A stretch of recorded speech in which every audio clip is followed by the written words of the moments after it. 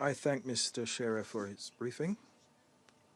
And I now give the floor to Mr. Gilmour. You have the floor, sir. Thank you, Mr. President, ambassadors, for this opportunity to brief the Council on the human rights situation in South Sudan and its impact on peace and security. In line with the important progress that SRSG David Shearer has just reported, since last September, the Human Rights Division of UNMISS has documented a significant and welcome decrease in the number of human rights violations and abuses perpetrated by government forces and organized armed groups throughout the country. A major exception to this, however, has been the continued prevalence of sexual violence by parties to the conflict, which Ms. SRSG Pratton has briefed you about, and I won't repeat. Crucial though it is, the revitalized peace agreement does not address all the divisions with their increasingly ethnic dimensions that lie at the root of the conflict, nor the extremely high levels of corruption which continue to undermine sustainable peace and justice in South Sudan, as well as the economic and social rights of the population. In Central Equatoria, we've just heard about the continued serious violations, and I won't repeat those. In other parts of South Sudan, the violence has shifted primarily to acts perpetrated by community-based militias and armed elements. Frequently referred to as cattle raids or intercommunal violence, these incidents have largely evolved from a traditional practice to acts of political violence involving state actors, including state security forces, elements of organized armed groups, and self-defense groups established by local communities. Since the signing of the revitalized peace agreement, civilian casualties resulting from this form of violence have far exceeded those resulting from violations and abuses by conventional parties to the conflict. The restriction of political and civic space is also a worrying trend. Freedom of expression is under constant attack in the country and is closely linked with the unfettered power of the national security services to impede citizens' civil and political rights. Surveillance, intimidation, and arbitrary arrests are commonly used to restrict the activities of human rights defenders, critics, and journalists, and the case of Mr. Peter Biya Ajak is noteworthy in this regard. The real guarantee of lasting peace in South Sudan lies with efforts to end impunity.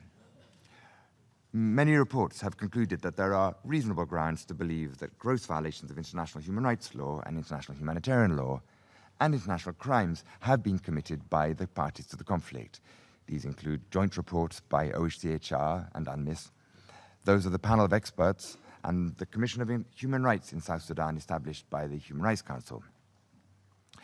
Despite all this evidence, though, no significant action has been taken against the perpetrators. And to break the long-standing cycle of impunity, as well as to prevent future violations, we believe that the transitional justice mechanisms outlined in the peace agreement must be implemented. The government has not yet signed the Memorandum of Understanding with the African Union for the establishment of the hybrid court.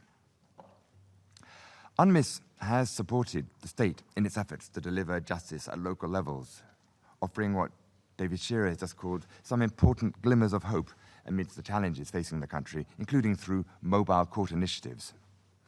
The UNMISS-supported mobile courts in Bentiu and Malakal have led to the conviction of at least 3 members of organized forces for rape.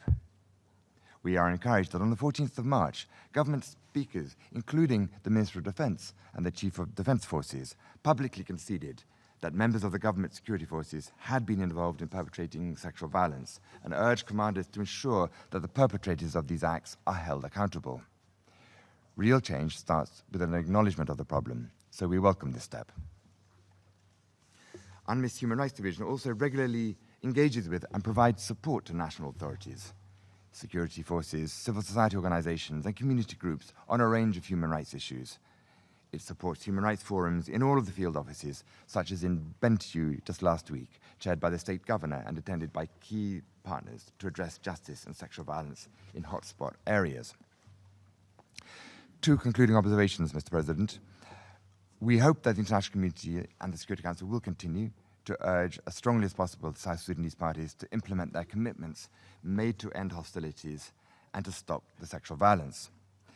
As we've just heard SRSG David Shearer say, let's be frank, the fighting has stopped because the leaders ordered the soldiers to stop. And this surely applies to the continued human rights violations and the sexual violence.